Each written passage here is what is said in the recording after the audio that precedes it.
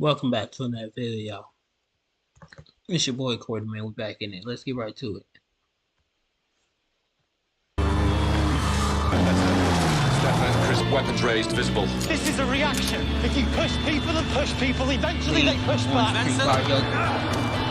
Roman Reigns has finally broken his silence after losing the WWE Championship to Cody Rhodes at WrestleMania. He posted a video of him at the gym and said yesterday he mourned and today is day one. This means he's working on his comeback. Roman is coming back for his title and his redemption, so Cody Rhodes better watch out. I'm going to also assume that he's taking a long break as well. It was expected that he would take a break, especially after that long run as the WWE Undisputed Universal Champion.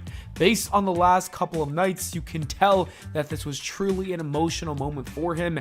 These video clips of him and Heyman embracing each other after he lost really tells a story. But at least Triple H did say in this press conference that after WrestleMania, Roman has a story moving forward that is going to blow our minds. It might even be better than the Tribal Chief storyline he had going on. And I trust Triple H. After his recent booking, I gotta trust the man. Something tells me that the feud with Seth Rollins is going to be the next thing that he does. And honestly, that is going to be insane. I cannot wait.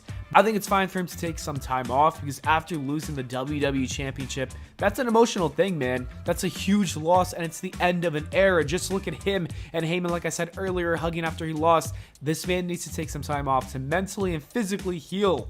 In other news, Tony Khan spoke out about the All-In footage that is reportedly going to be shown at Wednesday Night Dynamite, and he said this about it. AEW has a great track record on delivering what we advertise, and it is real footage. The Young Bucks will show backstage footage from All In, the most important event in AEW history, the world record holder for the most tickets ever sold for any wrestling record, over 81,000 total, and it was an important night backstage as well. Tony Khan does not specifically mention anything about CM Punk, but I just can't see everyone in the company telling these news sources like Fightful that they're actually going to show CM Punk footage only to bait and switch. I think that would be even worse than showing the Punk footage. Like, it would have been better off to do nothing. That would have been the best case scenario, but now it's even better to show the Punk stuff than to just troll your audience. Trolling everyone would just be stupid. If they actually go through with the Punk footage, then it's also goofy. But like I said, it's at least better to do that than it is to troll and lie to your audience. I saw a tweet that said it's kind of sad if you think about it, that they signed Mercedes, they signed Will Ospreay, and they signed Okada only for a CM Punk that's in the WWE to be their top draw. This is some serious goofy stuff. I don't know how Tony Khan thought this was a great idea, but anyways, let's see what happened. Right now, CM Punk's having the time of his life in WWE. I think they gotta let it go, but we'll see what happens on Dynamite. Maybe after releasing the footage, they won't talk about Punk anymore. We have an update on Seth Rollins and his WWE status. He will not be on TV for the next few months as he is going to rest his knee. Rollins really pushed his body over this weekend, especially after the injury that he suffered a couple months ago. I think a few weeks isn't even enough time. I think that Seth Rollins should be off of TV for a couple of months, maybe 2 or 3 months. He could use a break. It's also going to lead to a bigger pop if they decide to wait. They probably won't though, because Rollins is a pretty big draw, so I understand bringing him back as soon as possible. At WrestleMania 40, we saw the return of Stephanie McMahon, and while it was great to see her back in that ring, it might not be a permanent thing. PW Insider said this: Stephanie McMahon has not officially returned to WWE as an employee or executive in any way, shape, or form. Hopefully, she does eventually work for the WWE again. Stephanie McMahon put in so much of her blood, sweat, and tears into this business. You can tell that she has a passion for the WWE. I really hope that she can come back to what she helped build, because honestly, it would be nice to have at least one McMahon back in the company. On top of that, she's a good McMahon. Not a shitty McMahon, but a good McMahon. Last night, we saw a long segment between The Rock and Cody Rhodes. As we saw, it was the beginning of their feud. Whenever The Rock comes back to the WWE, they will start that up again. And Dave Meltzer is talking about how this is being set up for WrestleMania 41. This is what old Davey had to say: that The Rock versus Cody Rhodes is certainly the plan right now. Yes, and not for a long time. Next year's WrestleMania, it's going to be big, but man, Rock and Cody, it's natural. They booked it. I don't think that's correct at all. From what I saw, it looks like it's going to be a match that takes place before The Rock's WrestleMania 41 match with Roman Reigns. I think that The Rock and Cody will take place either at SummerSlam, maybe the Royal Rumble or Yeah, the first I'm gonna episode say of Raw on Royal Netflix. Rumble. I think that could be a big draw. Because I he can't likes see it comeback, happening so at he's WrestleMania. having Cody got his match. moment already. He does not need another one. He cannot take away that match between Roman and The Rock again. It's got to happen at WrestleMania 41 unless the WWE is planning to push that back to WrestleMania 42.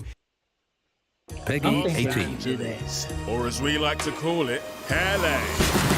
Just think of it as your own stylish sunbathed.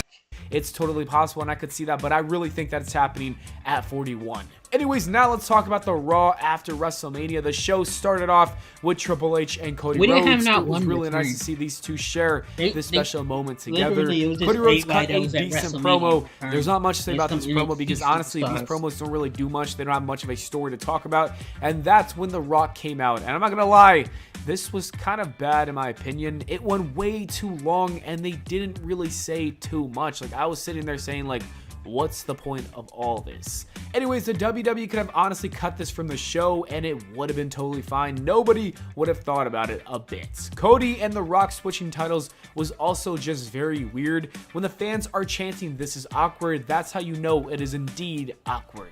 The worst part about this segment is that we didn't even get the payoff at all. The Rock handed Cody something and said, "Don't break my heart again," or something like that, and that was pretty much it. We never really got an idea of what it was. This was a poor way to start Cody's reign. Hopefully this leads to something bigger and better, but still, even if it does, I still think this was a terrible way to really start off Cody's new reign and the entire era of the WWE. The new era of the WWE started off like this. After that, Ilya Dragunov showed up to have a match with Shinsuke Nakamura, and this was good. Dragunov looks like a star, and he will be in the draft, which is great to see. I'm going to need to see him and Gunther in that ring. I think that's a match that we got to see soon. Honestly, though, it might even be a WrestleMania main event, so we might have to save it for down the line. R-Truth and The Miz fought the Judgment Day in a 2-on-3 handicap match until John Cena made a surprise return. That was a lot of fun. It's always nice to see John Cena in that ring whenever you get a chance to do so. And I'm also happy that R-Truth managed to share the ring with his childhood hero. Good for him.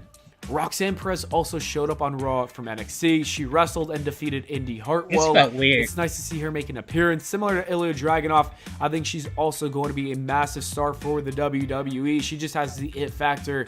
Sami Zayn and Chad Gable had a good tag team match with Imperium. This was good, but it was more about next week. That is when Sami defends the Intercontinental Championship against Chad Gable in his hometown of Montreal. That is going to be a superb main event. I cannot wait. And finally, we got the main event match to determine the #1 contender for the World Heavyweight Championship. It was Drew McIntyre, Bronson Reed, Ricochet, and Jey Uso. A lot of big names in here, and this was as good as it gets. Each man shined in this one, and just when it looked like McIntyre was going to win, that is when CM Punk screwed him over. Jey Uso then picked up the win, and that is going to be a great match between Uso and Damian Priest. As for Punk and McIntyre, I am loving every second of this feud. These two have probably the best feud going on right now in all of WWE, and I cannot wait to see their match at SummerSlam or whenever it happens. I don't know. I don't care. I just got to see it happen. I heard it was. Anyways, that is it for the video, guys. Thank you so much for watching. I hope y'all enjoyed. If you did, please make sure to leave a like and subscribe for more, and I'll see you all in the next video. Okay. Thank y'all for watching. When it comes to me, I say we don't have a champion right now, bro. I think they vacated the championship or whatever, but we don't have a champion. We're the undisputed